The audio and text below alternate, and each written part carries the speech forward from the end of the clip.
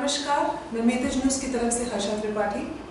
मेदिज news पर हम एक नई श्रृंखला एक्सपर्ट स्पीक की शुरुआत कर रहे हैं, जहां हम विभिन्न क्षेत्रों के जाने माने एक्सपर्ट से दर्शकों की तरफ से कुछ सवाल पूछेंगे। आज पूरा विश्व कोरोना की महामारी से परेशान है। अभी राहत भी नहीं मिली थी कि ब्लैक फंगस नाम के इन्फेक्शन ने फिर लोगों की जान लेना शुरू कर दिया है।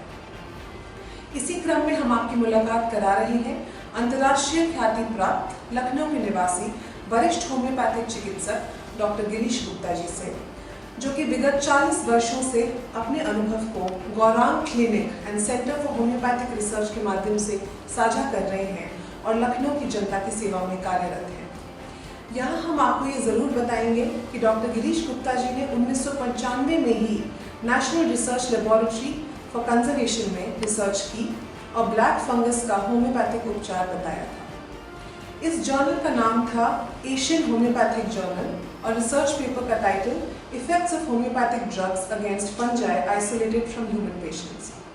साथ ही साथ 2002 में डॉक्टर गुप्ता ने अपने ही रिसर्च सेंटर में रिसर्च की और होम्योपैथी अपडेट नाम के जर्नल में in vitro activity of thuja occidentalis against human pathogenic as per जुलाई नाम के रिसर्च पेपर को पब्लिश किया।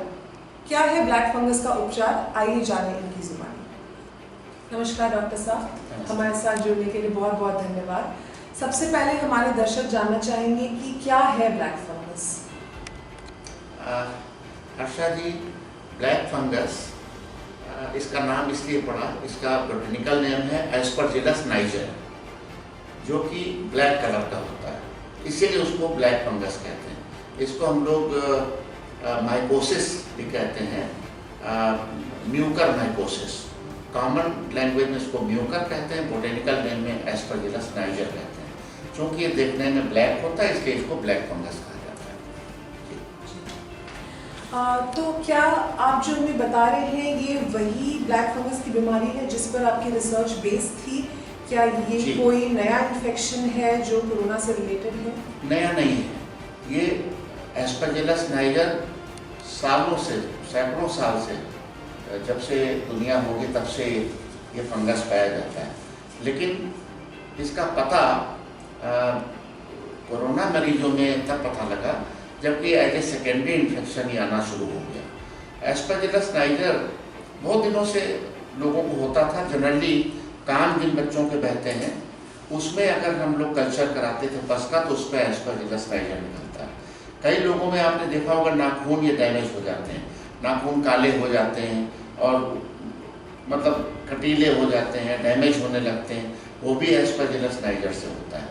लेकिन कोरोना के मरीजों में देखा गया कि एज ए सेकेंडरी इन्फेक्शन ये ब्लैक फंगस हो रहा है। दैट इज़ वाई आज ये ज़्यादा रेलिवेंट हो गया, इसकी महत्व, जो इसका महत्व है वो बढ़ गया है। और ये ब्लैक फंगस का इन्फेक्शन किस तरह के मरीजों में ज़्यादा पाया जाता है? ये ऐसा देखा गया जो मरीजों की इम्यूनिटी कम होती है, क्योंकि कोरोना जिनको मरीजों को होता है उनके इम्यून सिस्टम वैसे ही वीक हो जाता है, उनको ज़्यादा अटैक करता है। जो डायबिटिक मरीज होते हैं उनको ज़्यादा अटैक करता है, क्योंकि एस्परजिलस नाइजर या जितने भी फंजाई होते हैं इनको मीडियम में ग्लूकोज होना चाहिए। अगर ग्लूकोज होता है तो उसमें ये मीडियम में उसमें ग्रो करता है। तो जो मरीज कोरोना से इम्प्रूव होने के बाद जो डायबिटिक हैं उनको ये ज़्यादा अटैक कर रहा है, या जो लोग स्टेरॉयड लेते हैं, स्टेरॉयड से इम्यूनो सप्रेशन होता है, यानी जो रोग की प्रतिरोधक क्षमता है वो कम हो जाती है और शुगर बढ़ जाता है। ये स्टेरॉयड का नॉन साइड इफेक्ट है। तो जब शुगर बढ़ती है तो फंगस को ये इनवाइट करता है। तो एज ए सेकेंडरी इन्फेक्शन ये कोविड के मरीजों को हो रहा है, जो डायबिटिक है या जिन लोगों ने स्टेरॉयड लिया उनको ज़्यादा हो रहा है जी।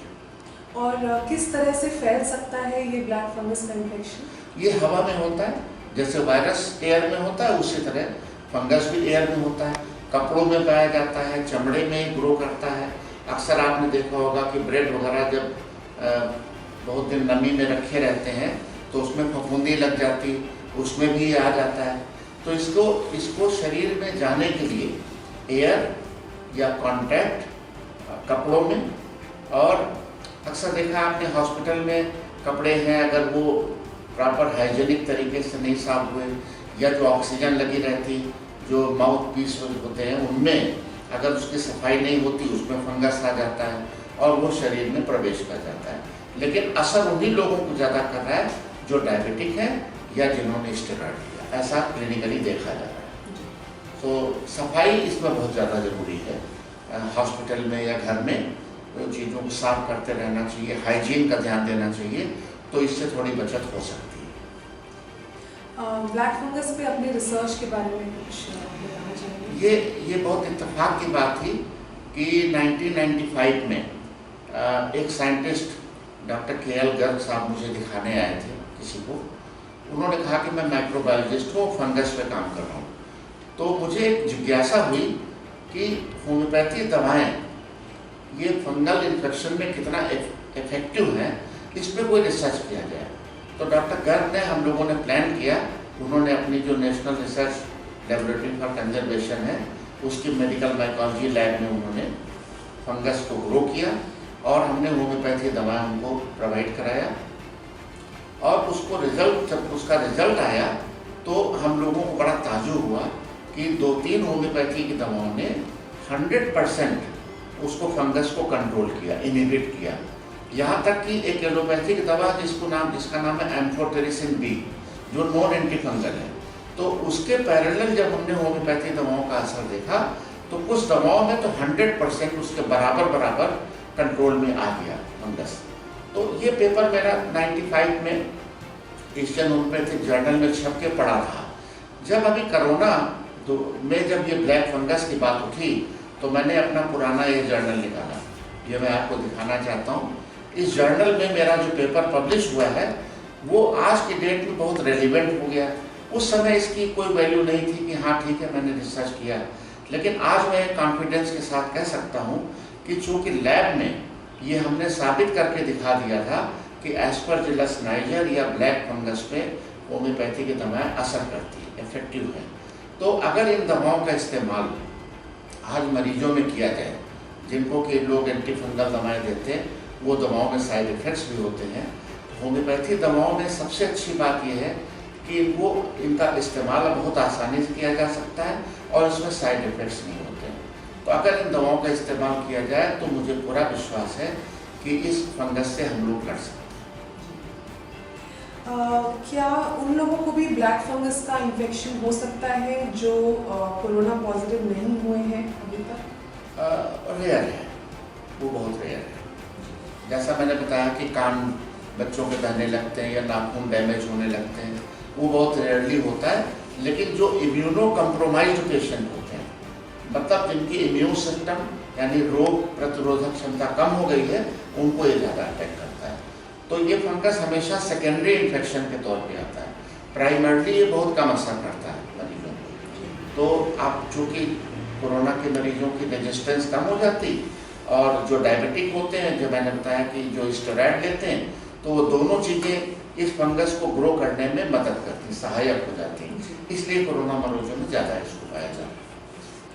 डॉक्टर साहब, हमें इतनी सारी जानकारी देने के लिए बहुत बहुत धन्यवाद। अब मैं आपसे मुख्य बात पर चर्चा करूंगी कि होम्योपैथिक चिकित्सा में क्या है ब्लैक फंगस की दवा और क्या है इसके उपचार करने का तरीका, और होम्योपैथी का क्या रोल है इस इन्फेक्शन से लड़ने में। जैसा मैंने बताया कि ये एक्सपेरिमेंट करना तो एक बात थी, इसमें सिर्फ साबित करना था कि वास्तव में ये दवाएं इस फंगस पे काम करती या नहीं करती। इस चीज़ को मैं मरीजों में टेस्ट नहीं कर सकता था, लेकिन अब इस प्रयोग के बेसिस पे मैं कॉन्फिडेंस के साथ कह सकता हूँ कि जिन मरीजों को ब्लैक फंगस अटैक कर रहा है और वो कोरोना पॉजिटिव रहे हैं, अब रिकवर कर रहे हैं, उनमें अगर होम्योपैथी की दवाएं उस मरीज के सिम्टम्स के बेसिस पे प्रिस्क्राइब की जाए तो ये फंगस कंट्रोल में आ सकता है। चूँकि ये दवाएं मैंने बताया बहुत सेफ हैं, बहुत सस्ती हैं, बहुत कम पैसे में इसमें इलाज हो जाता है, क्लिनिकली सेफ है और इनको लेने में कोई दिक्कत नहीं, ओरली दवा ली जा सकती है, इसमें कोई इंजेक्शन वगैरह की जरूरत नहीं पड़ती।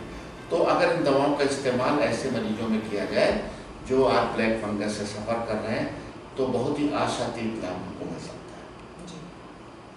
और इस इन्फेक्शन से बचने का कोई तरीका, कोई प्रिकॉशनरी मेजर्स हैं जो उठाए? सफाई हाइजीन पे बहुत ध्यान देना चाहिए। कपड़े जो बिछाने की चीज़ें हैं, कपड़े लगते हैं, और जो ऑक्सीजन सिलेंडर वगैरह हैं जो इस्तेमाल होते हैं हॉस्पिटल में, अक्सर जो वेंटिलेटर्स होते हैं उनमें अगर हाइजीन मेंटेन किया जाए तो इसकी इंसिडेंस कम हो जाएगी। दूसरा सबसे इम्पॉर्टेंट है ब्लड शुगर को कंट्रोल करना। अगर शुगर कंट्रोल में रहेगी तो इस फंगस का अटैक वैसे ही कम होगा। और अगर बाय द वे स्टेरॉयड किसी मरीज ने ले ही लिया है, कभी कभी लाइफ सेविंग ड्रग देना ही पड़ता है, तो उससे जब शुगर बढ़ती है तो उसको अगर इंसुलिन से या किसी दवा से कंट्रोल कर लिया जाए तो इस फंगस के अटैक से बचा जा सकता है। जैसा कि आप जानते हैं, उत्तर प्रदेश की सरकार ने ब्लैक फंगस के उपचार के लिए कुछ महत्वपूर्ण कदम उठाए हैं। इसके बारे में आपका क्या कहना है और होम्योपैथिक उपचार इस प्रयास को कितना बल दे सकता है? अपना देश और विशेषकर उत्तर प्रदेश जिस तरह इस महामारी से लड़ रहा है, इस बात की जितनी सराहना किया जाए वो कम है। क्योंकि ये मैं नहीं कह रहा हूँ, WHO ने और विदेश के अभी अमेरिका के साइंटिस्ट ने भी तारीफ किया है कि उत्तर प्रदेश की सरकार ने, यहाँ के सिस्टम ने जिस तरह से इस बीमारी को कंट्रोल करने में मदद किया है लोगों की, पब्लिक की, वो बहुत ही तारीफ की चीज़ है। मैं यही कहना चाहूँगा कि जो टास्क फोर्स इस फंगस से लड़ने के लिए बन रहा है, उसमें अगर होम्योपैथी डॉक्टरों को शामिल किया जाए या होम्योपैथी दवाओं को मरीज के सिम्टम के बेसिस पे इसको प्रिस्क्राइब किया जाए, तो जो हमारा मिशन है उत्तर प्रदेश शासन का या पूरे भारत सरकार का, उसमें हम लोगों को काफ़ी अच्छा अचीवमेंट मिल सकता है। जो हमारा टारगेट है, जो मिशन है कि मरीजों को ब्लैक फंगस से राहत दिलाया जाए, जो इन्फेक्टेड हैं उनके इन्फेक्शन को दूर किया जाए, उसमें होम्योपैथी चिकित्सा बहुत अच्छा रोल अदा कर सकती है। ये मुझे विश्वास है। लास्ट में मैं आपसे पूछना चाहूँगी कि कोई मैसेज है जो आप लोगों को देना चाहेंगे कोविड के बारे में, ब्लैक फंगस के बारे में, अभी जो स्थिति है देश में उसके बारे में? मैं यही कहना चाहूँगा कि एक तो कोरोना का ही इतना ज़्यादा पैनिक है और उसके ऊपर सेकेंडरी इन्फेक्शन जो ब्लैक फंगस का आ गया, इसने और ज़्यादा पैनिक क्रिएट कर दिया। लोग डर रहे हैं, घबरा रहे हैं और एक ऐसा सीन क्रिएट हो गया पब्लिक के बीच में कि ये लाइलाज है। ऐसा बिल्कुल नहीं है। इसका इलाज बहुत आसानी से हो सकता है और इसमें होम्योपैथी की दवाएं बहुत अच्छा रोल प्ले कर सकती हैं, क्योंकि ये ऑलरेडी लैब में सिद्ध हो चुका है कि ये दवा, होम्योपैथी की कुछ दवाएं एस्परजिलस नाइजर, जिसको ब्लैक फंगस कहते हैं, उस पर असर करती है। तो इसमें घबराने की बात नहीं है। अगर ट्रीटमेंट में होम्योपैथी दवाओं को एक्सपर्ट के साथ मिलके ऐड किया जाए, ये मैं बार बार कहना चाहूँगा कि बिना किसी विशेषज्ञ के, बिना ऐसे डॉक्टर के जिसको उसकी नॉलेज है, इस अपने आप कोई दवा लेने की ज़रूरत नहीं है। इसीलिए मैंने किसी दवा के नाम का जिक्र नहीं किया है। हमेशा मेरी सलाह है कि अगर किसी को ऐसा अटैक हो गया है ब्लैक फंगस का, तो आप एक्सपर्ट होम्योपैथिक फिजिशियन से उससे सलाह लीजिए। वो आपके जो सिम्टम्स होते हैं, जो लक्षण होते हैं उस समय, उनसे मैच करके दवाएं देंगे तो निश्चित रूप से आपको लाभ मिल सकता है। इसमें घबराने की बात नहीं, इसको मैनेज किया जा सकता है। यही मैं कहना चाहूँगा। धन्यवाद। डॉक्टर गुप्ता, अपना कीमती समय निकालकर हमसे जुड़ने के लिए बहुत बहुत धन्यवाद। Thank you so much.